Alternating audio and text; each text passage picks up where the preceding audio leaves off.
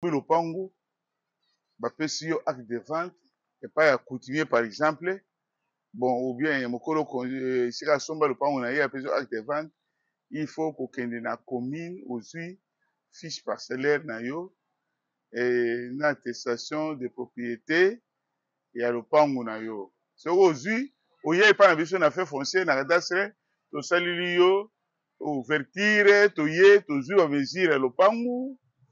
Soki tozwi ba mesure ya lopango tosali ba PV mesurage bornage, ba PV ya constat de lieu, soki lopango eza na ndako te, soki eza na ndako ou bien eza na fondation tosali yo PV ya mise en valeur.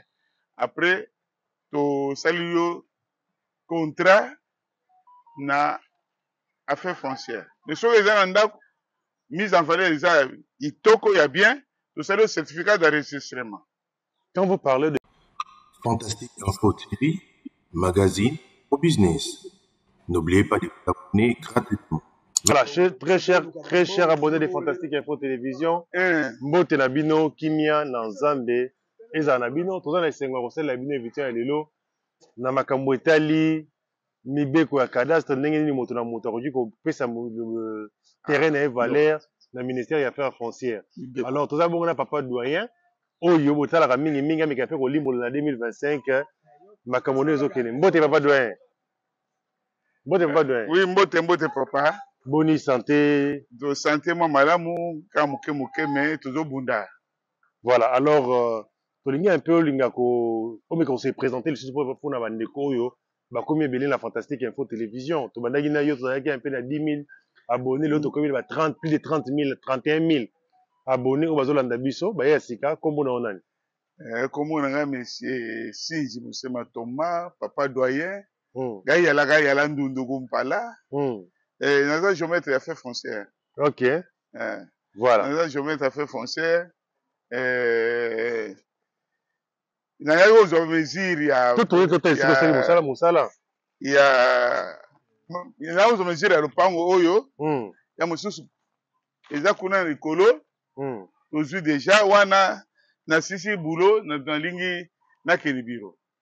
Voilà, alors, biso de comprendre Rabalandi à Fantastique Info Télévision pour na koyeba un peu ba démarche à faire pour la moto à comment le pango comme yé parce que ba document nyonso tozora na niveau municipal et ba document moko ya temps au ne ba comment na mikanda. Alors document où ils la vraiment valable et pe continuel et les documents où ils allaient ici na ministère y affaires foncières où ils allaient moko au salaka pe kuna. Alors, nalingi un peu micro limbo la bandeko ba yemingi ya sikalandile Fantastique Info Télévision. Quelles sont des conditions que oyo ceux qui montent sur le pango na ba pesier art de vente. Dans ma milieu de jeux alliés un peu développé, puis ma milieu rural aux côtés de développement. Alors, quelles sont les étapes à suivre pour un moteur comme un autre dans le ministère des Affaires foncières? Ce que sont le pango, ba pesier acte de vente et pas à coutumier par exemple. Bon, ou bien mokolo si la somba le pango na ye apesi acte de vente, il faut kokende na commune ozwi fiche parcellaire na yo et na attestation de propriété ya lopango na yo. Soki ozwi oye epai na biso na fait foncier na cadastre tosaleli yo ouverture toye tozwi ba mesure ya lopango. Soki tozwi ba mesure ya lopango tosali yo ba PV mesurage bornage, ba PV ya constat de lieu, soki lopango eza na ndako te, soki eza na ndako ou bien eza na fondation tosali yo PV ya mise en valeur. Après tosali yo contrat na affaire foncière. Mais soki eza na ndako mise en valeur eza itoko ya bien, tosali yo certificat d'enregistrement. Quand vous parlez de mise en valeur ya kitoko, mise en valeur eza na dimension bolo. Mise en valeur eza ndako ezala concordé na lopango na monene na lopango. Ezalaka ndako moke te, soki ndako moke na valeur tokobeta superficie na ndako wana epesa te tokopesa yo certificat te. Voilà, beaucoup opesa certificat te. Alors le document final, document ya suka à travers un ministère ya affaires foncières pour moto ba combien d'étapes ya suka. Ezaka document nango komo nango ezaka nini? Étape ya suka document nango yango nazoloba eza certificat d'enregistrement. mpo na lopango oyo eza morcelé ya ba 20 sur 20 40 sur 20 30 sur boye tout ça ba wana nyonso il faut ozala na certificat d'enregistrement oyo ezolakisa ke oza na mikanda ya fait foncière na oyo osimi na maboko. Contrat ezali pour bapesa pour 3 ans renouvelable renouveler après soki otongi ndako tosali o certificat yango topesaka contrat ya de location na biso. En plus soki oza na concession wana il faut ozwa banquête de vacances na autorisation d'exploitation agricole na commune biso sikoyo tosali yo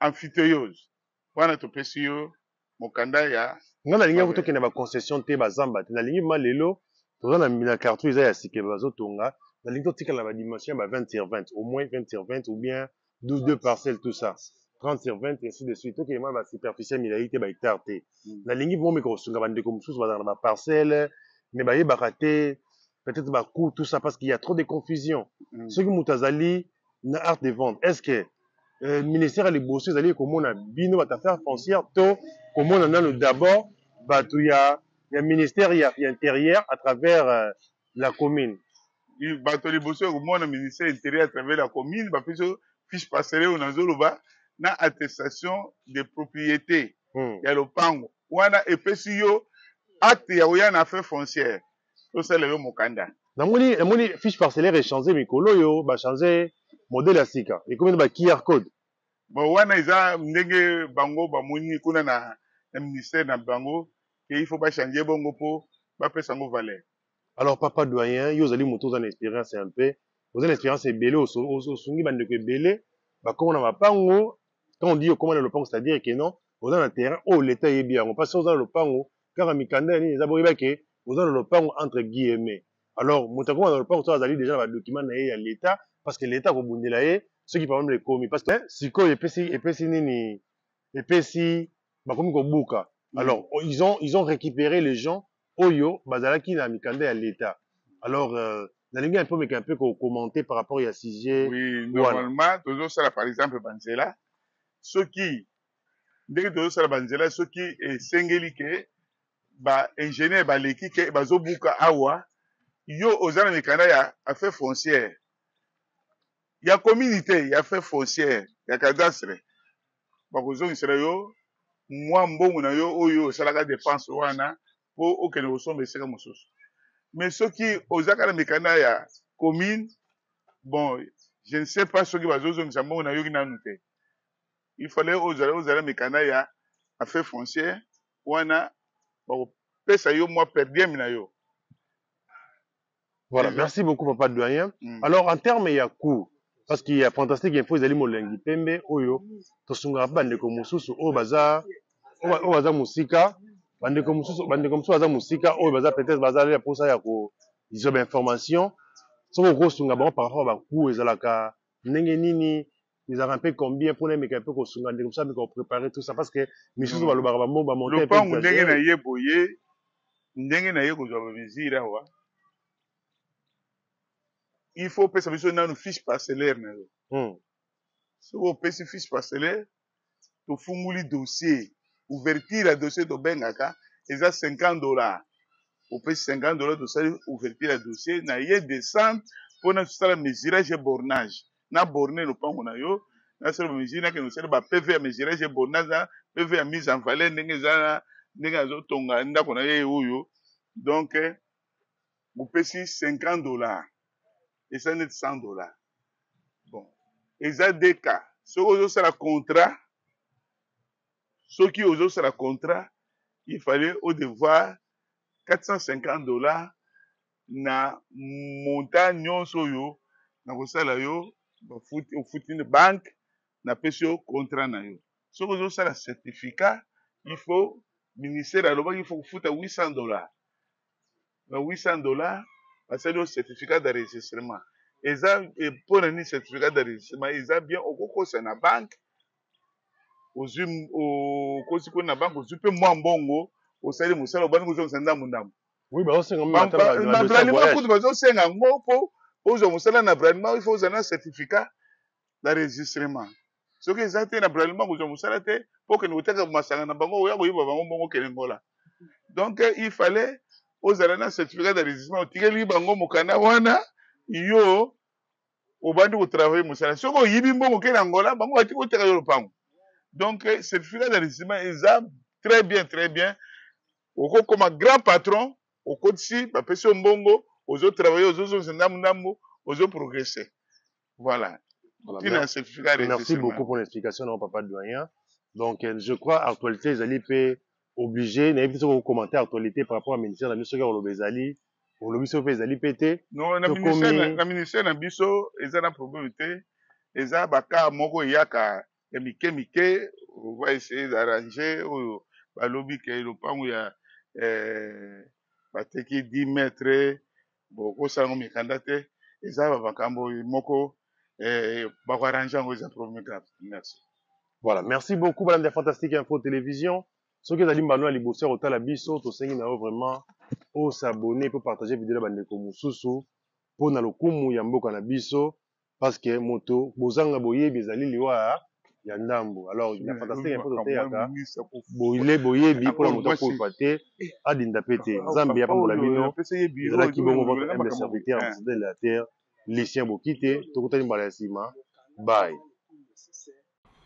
Fantastique Info TV, magazine au business. N'oubliez pas de vous abonner gratuitement.